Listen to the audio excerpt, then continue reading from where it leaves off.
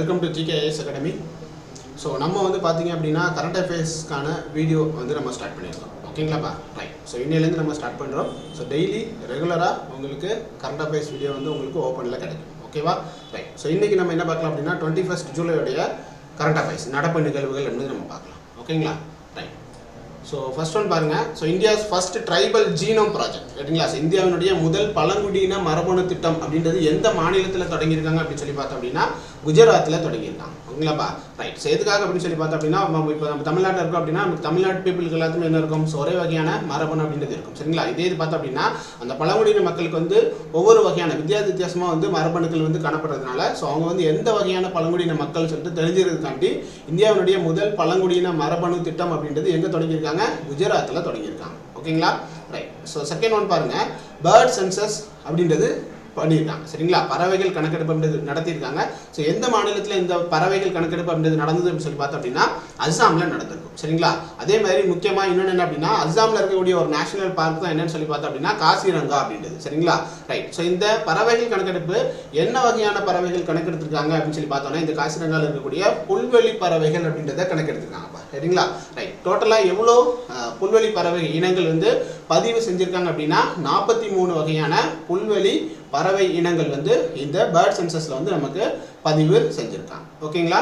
Right. So next one பார்த்தோம் அப்படின்னா சுபான்ஷு சுக்லா ரைட்டுங்களா? ஸோ இவர் வந்து இந்தியாவை சேர்ந்தவர். ஓகேங்களா? ரைட். ஸோ ISS பரிசோதனைகள் அப்படின்னு நமக்கு 2025 பண்ணாங்க. ரைட்டுங்களா? ஸோ இந்த ISS பரிசோதனைகள் பண்ணக்கூடிய அமைப்பு யார் அப்படின்னா அமெரிக்காவுடைய ஒரு பிரைவேட் மிஷன் தான் என்ன அப்படின்னா இந்த ஆக்சியம் 4 மிஷன் அப்படின்றது. சரிங்களா? ரைட். ஸோ இதில் வந்து இந்தியா சார்பாக விண்வெளிக்கு பயணித்த ஒரு நபர் தான் யார் அப்படின்னா சுபான்ஷு சுக்லா அப்படின்றவர். ஸோ அவர் விண்வெளிக்கு போயிட்டு சக்ஸஸ்ஃபுல்லாக என்ன பண்ணிட்டாரு? திரும்பி ரிட்டர்ன் நமக்கு கீழே வந்துட்டார். சரிங்களா? ஓ. ஸோ ஃபோர்த் ஒன் பாருங்க, VCF செட்டில்மெண்ட் ஸ்கீம் 2025. சரிங்களா? VCF தீர்வு திட்டம் 2025 சொல்லுவோம். ஸோ VCFனா என்ன சொல்லி பார்த்தோம்னா வென்ச்சூர் கேபிட்டல் ஃபண்ட் அப்படின்னு சொன்னாங்க. சரிங்களா? துணிகர மூலதன நிதி. சரிங்களா? ஸோ இப்போ ஏதாவது ஒரு ஸ்டார்ட் அப் நம்ம தொடங்குறோம் அப்படின்னா அவங்களுக்கு என்ன பண்ணுறாங்க? ஸோ செபிலேருந்து என்ன பண்ணுவாங்க அப்படின்னா லோன் அமௌண்ட் எல்லாமே பண்ணி தருவாங்க இல்லைங்களா? ரைட். ஸோ அப்படி ஸ்டார்ட் அப் தொடங்குறவங்க என்ன பண்ணுறாங்க அப்படின்னா ஒரு சில பேர் வந்து பாதியிலே ஸ்டார்ட் அப்பை ஸ்டாப் பண்ணிட்டு என்ன பண்ணுறாங்க அவங்களுடைய மற்ற ஒர்க்ஸ் வந்து பார்த்துக்கிட்டு இருக்காங்க. ஸோ அப்படிங்கும்போது என்ன பண்ண மாட்டாங்க? திருப்பி அவங்களுக்கான அந்த பேங்க் செபிக்கான ரீபேமெண்ட் வந்து கொடுக்க மாட்டாங்க. ஓகேங்களா? ஸோ அதுக்காக தொடங்கப்பட்ட ஒரு திட்டம் தான் என்ன அப்படின்னா அந்த VCF தீர்வு திட்டம் அப்படின்றது 2025 தொடங்கி இருக்கக்கூடிய அமைப்பு தான் என்ன அப்படின்னா செபி அப்படின்னு சொல்கிறாங்க. ஓகேங்களா? ரைட். ஸோ அடுத்தது என்னன்னு பார்த்தோம் அப்படின்னா 5th one right to rehabilitation ரைட்டுங்களா? மறுவாழ்வு உரிமை அப்படின்னு சொல்கிறோம். ஓகேவா? ரைட். ஸோ இந்த மறுவாழ்வு உரிமைனா என்ன சார் அப்படின்னு சொல்லி பார்த்தோம்னா ஸோ ஃபார் எக்ஸாம்பிள் இப்போ ஸ்லம் பீப்புள்லாம் நம்ம சொல்கிறோம். ஓகேங்களா? ஸோ அந்த ஸ்லம் பீப்புள்லாம் என்ன பண்ணுறாங்க அப்படின்னா அது எல்லாமே யாருடைய இடம் சொல்கிறோம் அப்படின்னா அரசாங்கத்தினுடைய இடங்கள் தான். ரைட்டுங்களா? இன்கேஸ் அந்த ஸ்லம்மில் நமக்கு அரசாங்கம் ஏதாவது ஒரு கட்டிடம் கட்டுறாங்க இல்லை அப்படின்னா அங்கே ஏதாவது ப்ராஜெக்ட் பண்ணுறாங்க அப்படின்னா அந்த இடத்த என்ன பண்ணுவாங்க? அந்த மக்களை காலி பண்ண சொல்லுவாங்க இல்லைங்களா? ரைட். அப்போ அந்த மக்கள் என்ன பண்ணுவாங்க? அவங்களுடைய இருக்கிறதுக்கு என்ன பண்ணுவாங்க அப்படின்னா எந்த ஒரு இடமே இருக்காது. ஓகேங்களா?